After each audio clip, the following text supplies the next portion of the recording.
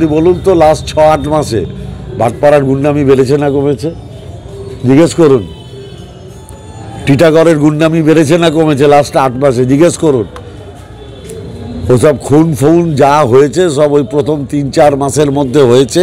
যারা ভাবছিল খুন জখম করে এলাকায় সন্ত্রাস কায়েম করে নিজেদের অস্তিত্ব বজায় রাখবে, তাদের অস্তিত্ব থাকবে না। গুন্ডারাজ শেষ হলেই তাদের অস্তিত্ব শেষ হয়ে যাবে। আর ব্যারাকপুরের ক্ষেত্রে আমার একটা স্লোগান ছিল, যেহেতু সাধারণ মানুষ আওয়াজটা তুলেছিলেন যে ব্যারাকপুরে যে গুন্ডারাজ সেটার পরিসমাপ্তি চায়। আপনি তো একদিনে মূল উৎপাটন করতে পারবেন না, প্রক্রিয়াটা শুরু হতে পারে। আমি প্রক্রিয়াটা শুরু করে দিয়েছি। রেজাল্ট আজকেই পাবেন না, কিন্তু আরও 1 বছরের মধ্যে রেজাল্টটা পাবেন। আপনি ইতিমধ্যেই দেখেছেন যে আগে যারা সমাজবিরোধী কার্যকলাপ করত তাদের কোনো না কোনো রাজনৈতিক নেতা শেল্টার দিতেন। এই তৃণমূল কংগ্রেসে কেউ কোনো অন্যায় করলে সে যত বড় নেতাই হোক সে দলের শেল্টার পায় না। পুলিশ প্রশাসন যা ব্যবস্থা নেয় তাদের স্বাধীন মতো তারা ব্যবস্থা নেয়। দল টিটাগড়ের কাউন্সিলর আপনি দেখুন, শুধু টিটাগড়ের কাউন্সিলর বলে না, যদি দলের কেউ কোনো রকম কোনো ব্যক্তিগত অন্যায় করে থাকে সেটা তার ব্যক্তিগত অন্যায়, তার পাশে দল দাঁড়াবে না। দল কাউকে ব্যক্তিগত অন্যায় করতে বলেনি। মমতা ব্যানার্জি কিংবা অভিষেক ব্যানার্জি কাউকে ব্যক্তিগত অন্যায় করতে বলেনি। দলের প্রয়োজন হয় না। দলের সাথে দল মানুষের সাথে আছে।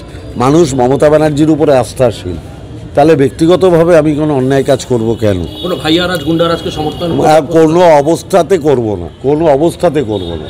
এবং আপনি দেখবেন পুলিশ প্রশাসন, পুলিশ কমিশনারের অ্যাক্টিভ ভূমিকা পালন করছে।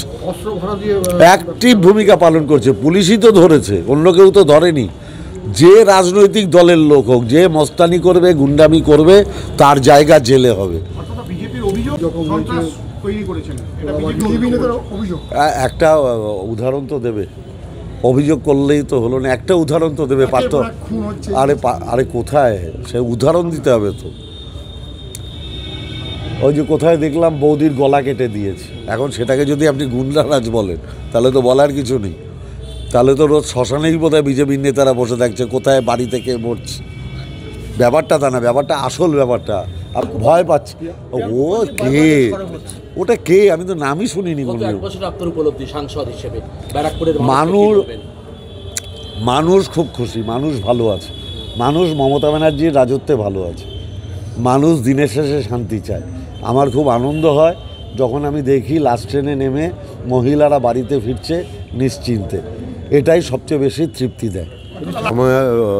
আপনারাও সবাই জানেন যে বাংলার মাননীয় মুখ্যমন্ত্রী মমতা ব্যানার্জি আমাদের দলের সর্বভারতীয় চেয়ারপারসন। তিনি আমাকে এই জেলার সভাপতি করেছেন আরেকবার। স্বাভাবিকভাবেই দলকে ঢেলে সাজানোর জন্য, গোছানোর জন্য। 1 বছর বাদে বিধানসভা নির্বাচন, তাই সামগ্রিকভাবে প্রস্তুতিটা আরও গুরুত্ব দিয়ে আরও বিবেচনার সাথে নিতে হবে। তাই 14টা বিধানসভাতেই আমরা কর্মী সভা করব। আজ থেকে আমডাঙ্গা থেকে শুরু হয়েছে, আজকে নৈহাটি, কালকে 3টে বিধানসভায় আছে, উত্তর দমদম, কামারহাটি, দমদম। তারপরের দিন নোয়াপাড়া, বীজপুর। এরমভাবে টানা 10 তারিখ অবধি আমাদের 14টা বিধানসভাতেই সভা আছে।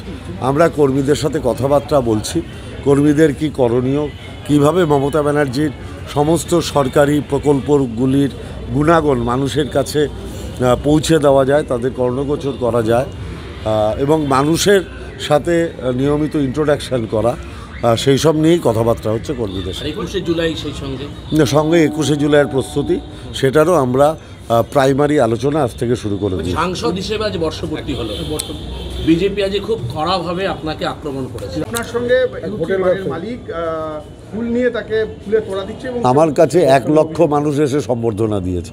কারোর ব্যক্তিগত চরিত্র সম্পর্কে যারা ফুল দিচ্ছে, ফুল দেওয়ার আগে জিজ্ঞেস করবো আপনার ব্যক্তিগত চরিত্র কী। আপনিও তো অনেকের সাথে, আপনি আমার ইন্টারভিউ নিচ্ছেন, আমি জানি আপনি ব্যক্তিগত জীবনে কী করেন, আমার জানা সম্ভব। এরপরে আপনার সাথে আমার ছবি দিয়ে বলবে আপনি এই করেছেন, কি করা যাবে? কিছু করার নেই। আমরা যারা জনপ্রতিনিধি, যারা সত্যি সত্যি মানুষের সাথে মেশে, তারা লক্ষ লক্ষ মানুষের সাথে ছবি তোলে। অর্জুন সিংয়ের সাথে টনি সিংয়ের ছবি ভাইরাল। আমি বললাম এইটা নিয়ে তো আমি কোনো মন্তব্য করব না। টনি সিং কোনো কারণে অর্জুন সিংয়ের কাছে যেতে পারে, যেতেই পারে।